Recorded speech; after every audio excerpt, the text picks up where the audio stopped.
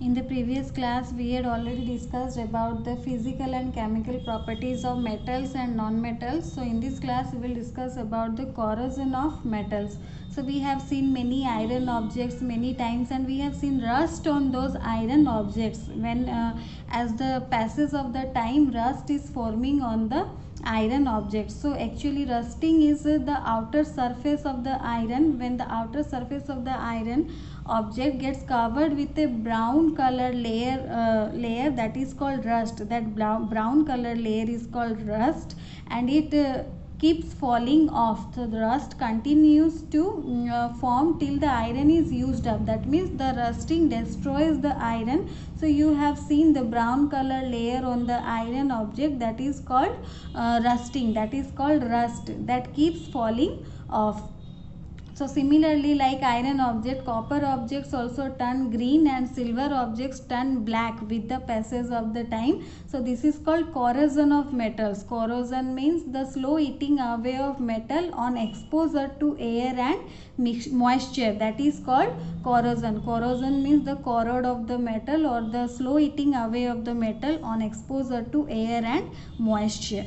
So rusting is the corrosion in iron. When iron comes in contact with the air and moisture, or it is exposed to air and moisture, it combines with water and oxygen to form rust, which is an oxide compound of iron. So rusting is known as the corrosion in iron, and oxygen, water, these are the necessary conditions for rusting, because when iron is exposed to air and moisture, then only the rusting forms. So rusting is an oxide compound of iron, like we can say iron oxide. So it is an oxide compound of iron, and it forms when the iron comes in contact with the air and moisture, and it is of brown color, means it forms a brown layer on iron objects, what we call the rust. Similarly, if we will see the corrosion in copper, so copper also corrode on exposure to air and moisture. So the copper objects, they are coated with green layer, like in iron it coated with brown layer, the copper objects coated with a green layer.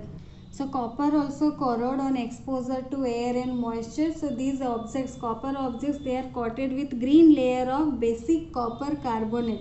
So that green layer, that is of basic copper carbonate, which is a mixture of two compounds, that is copper carbonate and copper hydroxide. So here the green objects, when they are exposed to coming in contact with the air and moisture, or when they exposed to air and moisture, they form a layer of green color. That means the corrosion takes place, which is of green layer. They form a green layer of basic copper carbonate, which is a mixture of two compounds, that is copper carbonate and copper hydroxide.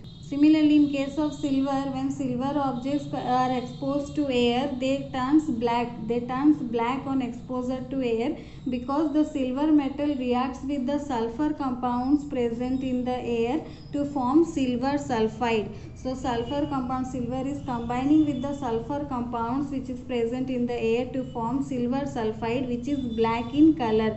That is why the silver substance or silver objects, when they exposed to air or when they comes in contact with air, they turns black. They turns black on exposure to air, because the silver reacts with the sulfur compounds to form silver sulfide. So this is about the corrosion. Now we will see some ways to prevent corrosion, how we can prevent the corrosion or prevention of corrosion.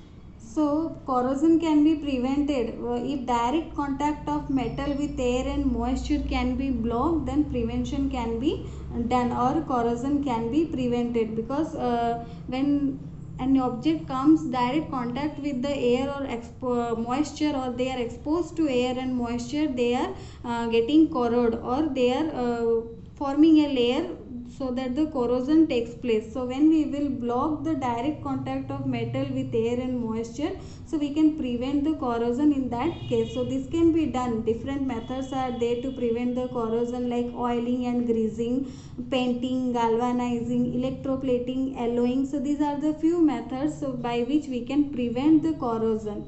So these are few methods to prevent corrosion. Oiling and greasing. Iron parts of machines are coated with oil and grease to prevent their contact with the air so that the corrosion can be prevented. So similarly, galvanizing. In galvanizing, the iron objects are coated with a layer of zinc which is more resistant to corrosion than iron. So here in the iron object are coated with a layer of zinc, that is called galvanization. The process is called galvanization, or it is called galvanizing. So here the iron objects are coated with a layer of zinc because zinc is the more resistant to corrosion than iron. Next is our electroplating. Here iron objects are coated with a layer of another metal such as tin and zinc by electrochemical cell. So here also the iron objects are coated with a layer of metal like tin and zinc by an electrochemical cell so that the direct contact to the air and moisture can be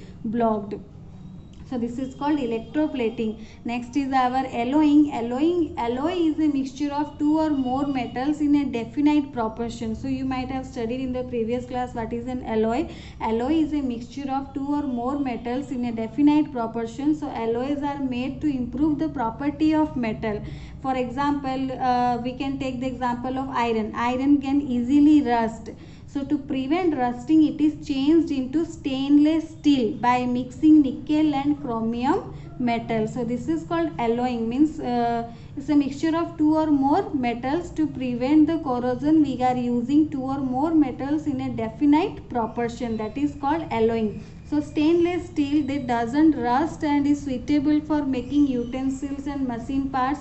So similarly, aluminium is very light but not very strong. So it is mixed with magnesium to form magnesium, which is strong and is used to make bodies of aircraft. So that is why alloying is very important, because of the alloying, when we are mixing two or more metals in a definite proportion, we can get a strong substance or strong metal so that we can use them in different manufacturing or different areas. We can use them.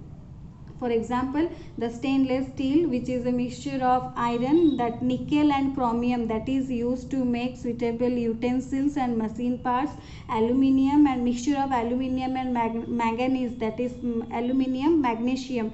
The mixture of aluminium and magnesium, that is called magnesium, which is also used to make bodies of aircrafts. So there are various uses of metals and non-metals in our life, because all the things we use that are made up of metals and non-metals and their compounds. So we will see the uses of metals and non-metals. So first we will see the uses of metal. Iron is used as steel in construction of building, in making machines. It is also used in making railway tracks, coaches and other automobiles.